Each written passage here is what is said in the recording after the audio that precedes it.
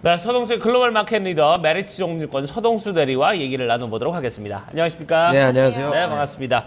자, 오늘 서동수 대리와 어떤 내용들 우리가 얘기를 나눠볼지 먼저 이슈부터 확인을 해보도록 하죠. 네, 오늘의 이슈는 먼저 순항 중인 미국 경제에 대해서 얘기를 좀 나눠보도록 하겠습니다. 네, 자, 뭐 2거래일 연속 상당히 좀 큰 폭으로 올랐고요. 거기에다가 지난주 금요일도 어쨌든 뭐 혼조세로 마감이 됐습니다만 긍정적인 어떤 내용들을 좀 볼 수 있었습니다. 미국 증시가 조금씩 다시 좀 살아나는 그런 느낌이에요. 뭐 GDP 성장률을 발표하고 나서부터 어떻게 보면 이제 V자 반등까지도 한번 꿈을 꿔볼 수 있을 정도로 미국 증시가 좀 굉장히 좀 많이 회복을 빠른 모습으로 좀 하고 있는 모습들을 좀 보여주고 있습니다. 네. 그래서 뭐 어찌됐건 미국 경제는 지금 좀 견고하게 가져가고 있다. 뭐 유가라든가 여러 가지 원자재 가격 폭락으로 인해서 인플레이션 목표치를 못 맞추긴 했습니다만, 못 맞추고는 있습니다만, 앞으로는 뭐 어쨌든 뭐 경제가 부스트업이 되게 되면 물가도 결국에는 쫓아 올라오겠죠. 그래서 위기로 인해서 뭐 원자재 가격이 이렇게 일시적으로 이렇게 쇼크를 받았지만 미국 경제가 이렇게 튼튼하다라는 증거들이 하나둘씩 나오면서 원자재 시장도 좀 제자리로 돌아오는 모습을 좀 보이긴 했고요. 앞으로 참 어떻게 진짜 뭐 9월 FOMC 9월 중순으로 한 2주 정도밖에 안 남았는데 네. 우리가 어떻게 좀 대응을 해야 되겠느냐 이런 걸 좀 준비를 해봤습니다. 네, 우리가 그동안 8월 말에 참 고생을 했던 부분이 중국 시장을 포함해서 글로벌 증시 전반적으로 함께 되밀렸던 그런 부분이었는데 네. 그 때문에 미뤄질 수도 있겠다라는 이야기들이 있었거든요. 그런데 미국 경제가 다시 이렇게 반등에 나서면서 그리고 최근에 뭐 주택이라던가 고용지표, 소비지표 특히나 상당히 좀 좋은 흐름 나타내고 있잖아요. 이런 부분에 있어서는 정말 누구나 다 그러더라고요. 9월에 올려도 이상하지 않다라는 맞아요. 이야기들을 많이 하고 있는데 어떻게 봐야 될지 외신 쪽 이야기 좀 자세하게 좀 전해주시죠. 일단 CNN 머니에 따르면 이제 9월 인상설을 위해서는 좀 뭐 완벽하게 데이터가 지금 나오는 것은 아니다라고 이렇게 얘기를 하고 있습니다.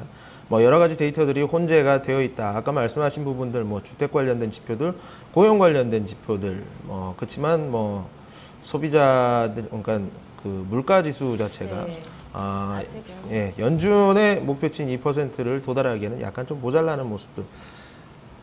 뭐 실업률 같은 경우는 5.3%니까 뭐 거의 완전 고용이 이루어졌다라고 이렇게 보는 쪽들은 많은데요. 어쨌든 GDP 상당히 좀 긍정적이었다. 3.7% 나오고 네. 9월 초 이제 고용 데이터가 이제 9월 4일 정도 나올 겁니다. 9월 4일에 나오는데 여기 이제 뭐 컨센서스 한 23만 건, 그러니까 20만 건만 넘으면 기존의 추세를 좀 훼손하는 부분은 전혀 아니라고 보고 있고요. 네. 추세가 유지가 된다라고 보시면 되니까 사실 여기에서 그다지 9월, 그러니까 8월 고용 데이터가 부셔질 이유는 특별히 없지 않느냐. GDP까지 이렇게 좋게 나왔던 이런 흐름이 어느 정도 좀 연계가 분명히 있을 것이다. 고용이 안 좋아질 가능성은 좀 낮아 보입니다.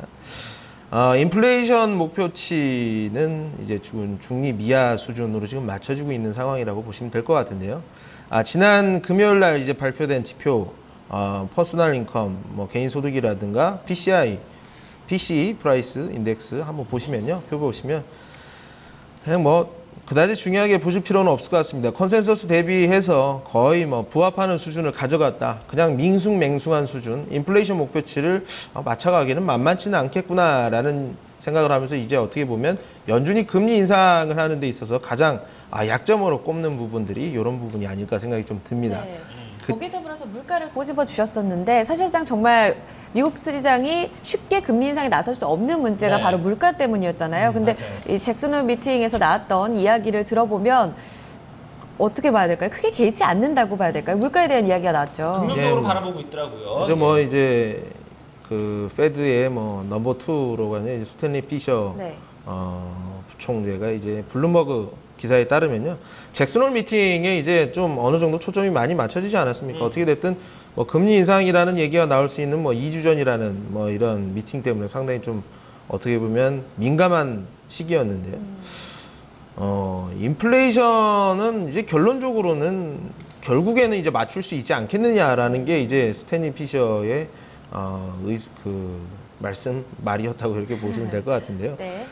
결국에는 실물 경제는 정책을 뭐 시차를 가지고 이렇게 반영을 한다는 점에서 지금 이렇게 우리가 좋아지고 있는데 결국에는 물가 상승이 수반이 되지 않겠느냐. 꼭 인플레이션 목표치 2%를 달성하는 것을 보고 금리 인상을 할 필요가 있겠느냐. 그 이전에 갈 것 같다 싶으면은 미리 움직일 수 있다라는 점 때문에 어떻게 보면 여기에서 이제 연준이 제일 자신감 없어하는 부분에 대해서도 어느 정도 이렇게 뭐라고 해야 될까요? 뭐 해도 그냥 결국에는 하고 싶은 대로 하지 않겠느냐라는 생각이 드는데요. 전반적인 데이터를 종합을 해봤을 때 네.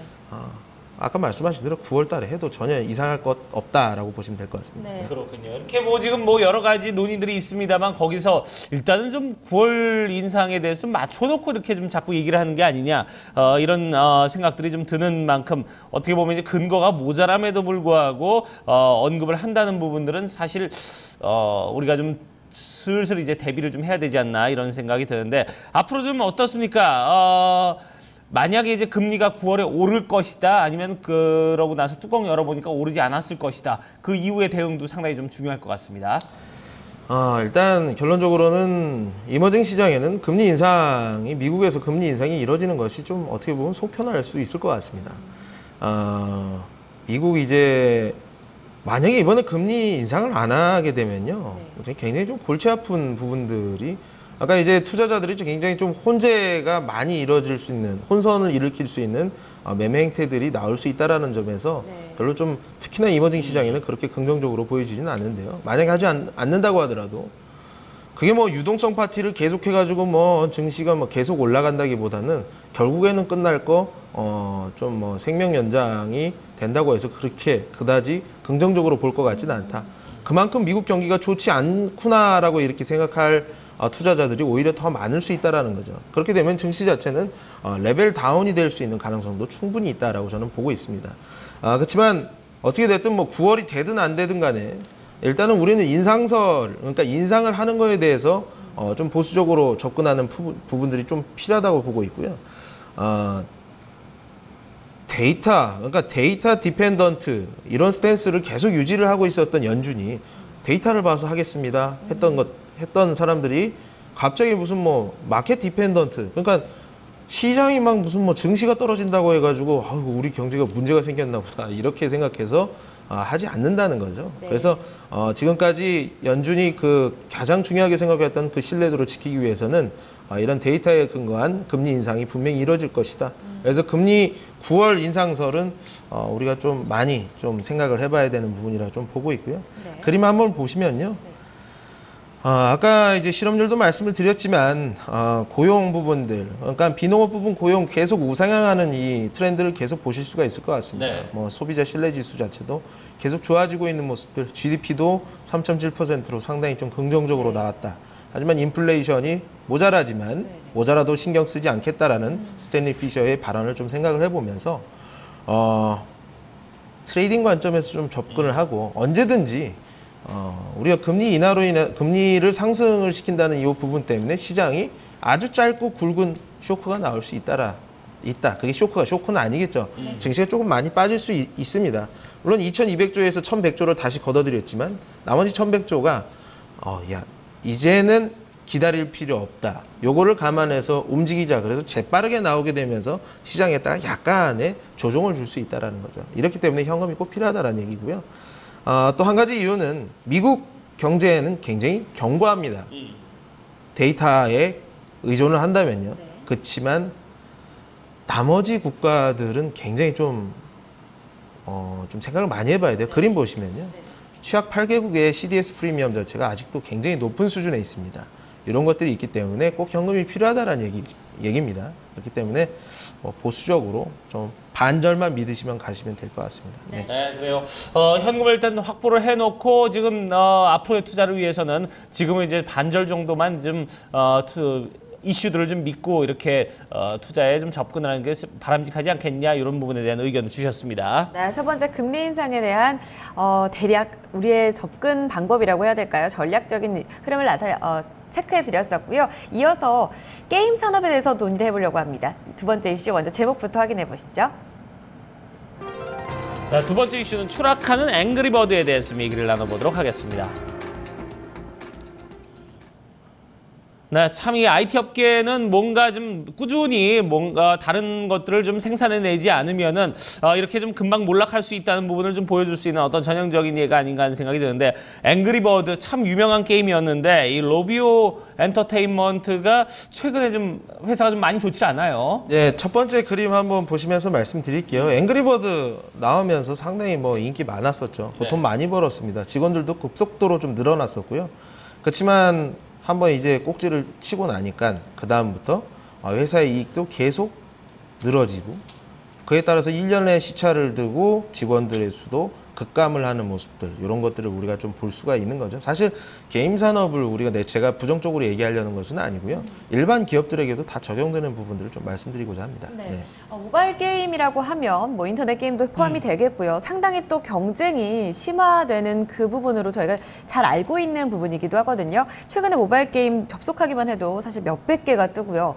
이런 부분들은 정말 모바일 게임 회사가 새로운 신모멘텀을 개발하지 않으면 살아남기 너무 힘든 그런 환경이잖아요. 이런 부분들이 가장 큰 영향을 미치지 않았나 싶은데 외신 쪽에서 어떻게 좀 파악을 하고 있을까요? 월스트리트저널 따르면 이제 모바일 게임 회사가 굉장히 좀 취약한 비즈니스 모델을 가지고 있다라고 얘기를 하고 있습니다. 한번 게임이 나온다고 해서 주구장창 10년, 20년 동안 수익이 나온다는 건 아니죠. 네. 기업 600명이 넘는 직원들을 쓰면서 무엇을 하려고 했겠습니까? 앵그리버드 이외에 뭔가를 새로운 것을 애드업을 시키면서 계속 그 수익이 어느 정도는 스테이블하게 유지가 되는 것을 원했을 텐데 거기에 지금 실패했다라는 거죠. 그래서 그 원인은 뭐 모바일 게임 회사들이 굉장히 좀 난립을 하고 있다. 우리나라만 해도 1000개가 넘었었거든요. 그리고 중국 같은 게 2만 개가 넘습니다. 우리 모바일 게임 회사가 중국에 진출을 해서 50위권 안에 들어간 게임 딱 2가지밖에 없습니다.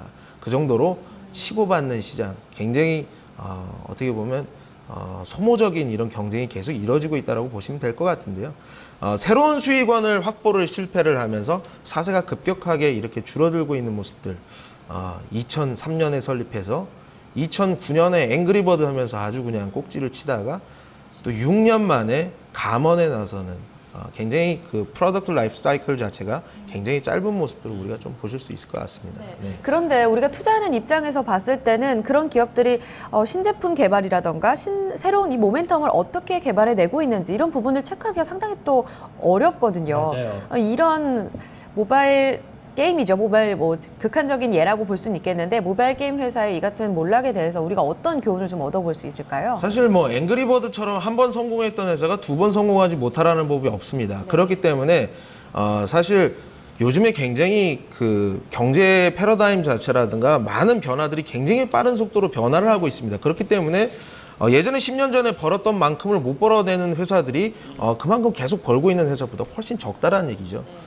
여기서 봐야 될 것은 회사의 정성적인 부분들을 상당히 좀 체크를 해볼 수밖에 없을 것 같습니다.